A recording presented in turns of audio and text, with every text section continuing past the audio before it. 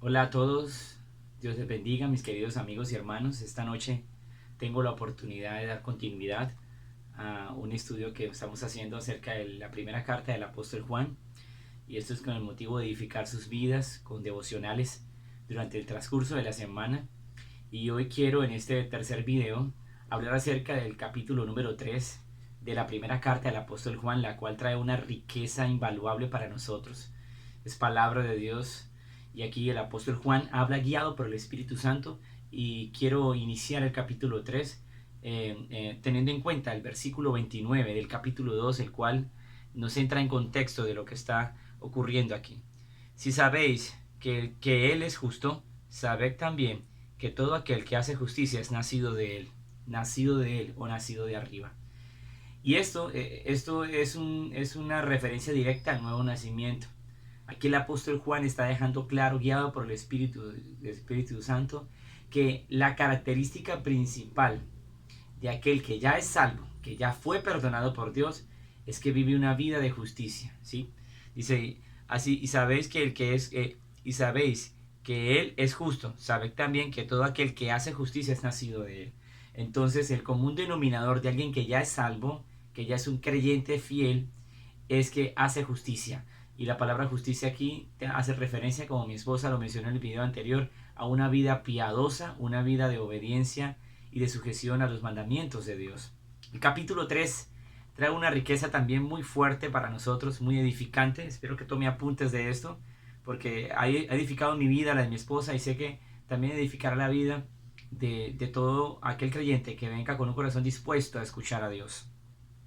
Capítulo 3, del versículo 2 al 3, aquí hay algo muy, muy importante, y quiero leerlo a favor de ustedes. Dice: amados, ahora somos hijos de Dios, y aún no se ha manifestado lo que hemos de ser, pero sabemos que cuando Él se manifieste seremos semejantes a Él, porque le veremos tal como Él es, y todo aquel que tiene esta esperanza en Él se purifica a sí mismo, así como Él es puro. Está refiriéndose a Jesús. Esta es una referencia directa a la venida del Señor, al arrebatamiento que un día ocurrirá, referente al pueblo de Dios, donde se materializará lo que es la salvación. Y esto nos da un mensaje muy importante: a pesar de que aún no hemos visto materializada la salvación, porque ella ocurrirá el día que Cristo regrese, y en este caso pues aún no se ha dado la venida del Señor, está pronto en venir.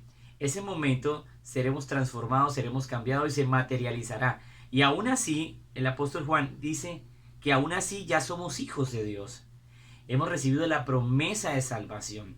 Y prueba de que somos salvos es que estamos andando en justicia, en obediencia y en santidad. Ojo, la vida de justicia o andar en obediencia a Dios no te hace salvo, ¿sí?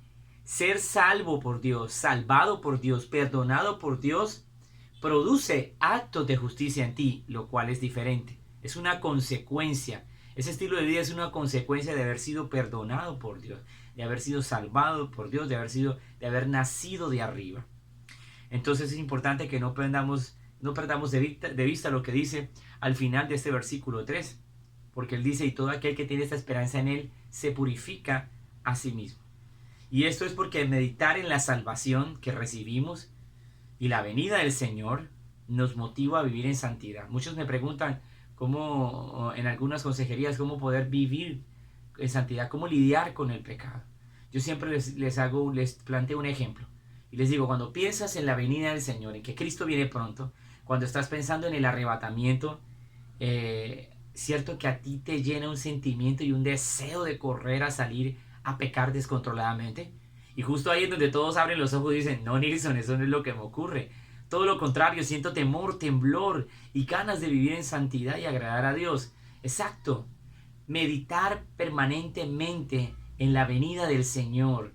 Meditar permanentemente en la salvación tan grande que Dios nos ha dado, que Jesús nos ha dado, nos motiva a vivir en santidad.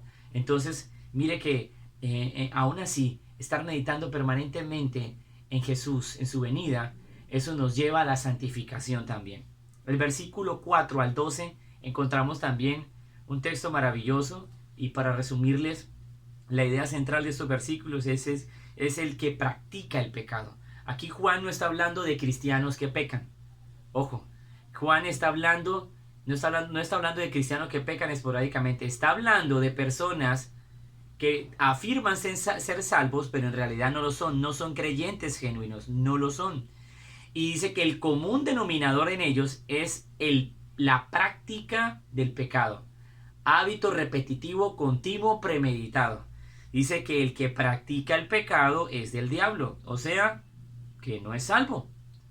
Y aquí está hablando de una conducta habitual. No está hablando del creyente que ocasionalmente ha cometido pecados. Está hablando de aquellos que el patrón y el común denominador en su vida es una vida de tiniebla y de pecados. Aquel que literalmente tiene una vida doble, porque por un lado aparenta, con intención aparenta una vida espiritual piadosa, pero por otro lado su vida es pecado, completamente entregado al pecado y a las tinieblas. Y esta es una evidencia que Juan presenta como la prueba de que esa persona, sin importar qué tanto confiese y hable bien acerca de Dios, no es creyente, no es salvo y va camino al infierno. Juan capítulo 3, versículo 14 también nos deja una verdad muy importante, la cual quiero leer a favor de ustedes. El capítulo 3, versículo 14, dice la palabra de Dios: nosotros sabemos que hemos pasado de muerte a vida, en que amamos a los hermanos. El que no ama a su hermano permanece en muerte. Y aquí Juan dice que la característica, otra evidencia de alguien que realmente ya es salvo, ya ha recibido el regalo de la salvación, el perdón de Dios de sus pecados, es que profesa amor hacia los hermanos, hacia aquellos, y aquí no está hablando de hermanos en la carne, está hablando de los hermanos en la fe. Aquel que realmente ha sido salvado y perdonado por Dios ama a los hermanos en la fe. Por eso es imposible que alguien que sea salvo diga que odia o detesta a alguien que profesa creer en Jesucristo y que es cristiano. El común denominador en un creyente es que ama a los hermanos. Y yo entiendo que algunos dirán, bueno, pero hay algunos hermanos complicados que me sacan algunas canas, algunas rabias. Eso es distinto. Pero lo que está diciendo Juan aquí es que un creyente no puede odiar. No existe ese patrón. No es posible que un verdadero creyente odie a otro que afirma ser creyente o a otro creyente. Si eso está ocurriendo en algún individuo que afirma ser creyente, lo que dice Juan aquí con esto es que eso es prueba de que realmente esta persona no es creyente, pero cree que lo es. ¿Sí? Entonces, es profesar amor hacia los hermanos en la fe, es una prueba de que hemos sido salvados, de que pertenecemos a Dios y somos de la familia de Dios. Un corazón redarguido y afligido por el pecado es prueba de la salvación. Quien ha cometido pecado y es verdaderamente un creyente y se siente mal por su pecado, esa es una prueba subjetiva, pero al fin y al cabo es una prueba de que realmente es un hijo de Dios y que realmente es salvo. Esta persona no se siente ni se sentirá nunca cómoda con el pecado. Quien se siente cómodo y tranquilo con una vida de pecado está probando con eso que realmente no es un creyente, no ha creído en Jesucristo y por ende no ha sido perdonado por Dios. Es lo que nos enseña la palabra.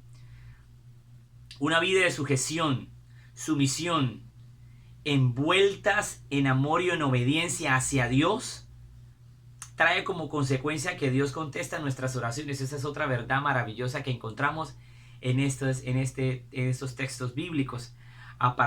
Específicamente a partir de el versículo 20 en adelante, encontramos que Él está diciendo acá que cuando nosotros, del 20 al 21, al 22, que cuando nosotros, en este caso, estamos en sujeción, sumisión y obediencia a Jesucristo, y esta obediencia rodeada de amor, entonces Dios contesta nuestras oraciones. Es una promesa maravillosa. ¿Quieres que Dios dé respuesta a tus oraciones? Entonces comprometámonos con vivir, creyentes, una vida de obediencia, sujeción y amor a nuestro Creador. Del versículo 23 al 24, ya para concluir, es importante que recordemos que aquí Juan habla de tres evidencias de la salvación. Y esto nos sirve para que reflexionemos en lo siguiente, para que las utilices como un espejo y revises tu vida. Como dice también el apóstol Pablo en la carta a los Corintios, en una de las cartas a los Corintios, examinaos a vosotros mismos, a ver si estáis en la fe. 3 evidencias del que realmente es salvo. Y aquí se quedan plasmadas en este versículo, en estos 2 versículos. Dice el verso 23. Y este es un mandamiento, que creamos en el nombre de su Hijo Jesucristo, y nos amemos unos a otros como nos lo ha mandado. 24. Y el que guarda sus mandamientos permanece en Dios, y Dios en él. Y en esto sabemos que permanecemos en él, que le pertenecemos a, que en esto, perdón, y en esto sabemos que él permanece en nosotros por el Espíritu que nos ha dado. 3 evidencias del que realmente es salvo. Número 1, creer, amar. Número 2 y número 3, obedecer. Esas son las 3 palabras que resaltan acá. Creer en Jesucristo como único y suficiente Salvador. Dice la segunda, que es amar. El patrón y el común denominador en un verdadero creyente como producto de la salvación es el amor. El amor hacia los hermanos en la fe. ¿Sí? Y lo tercero es la obediencia a Dios, la obediencia a su ley.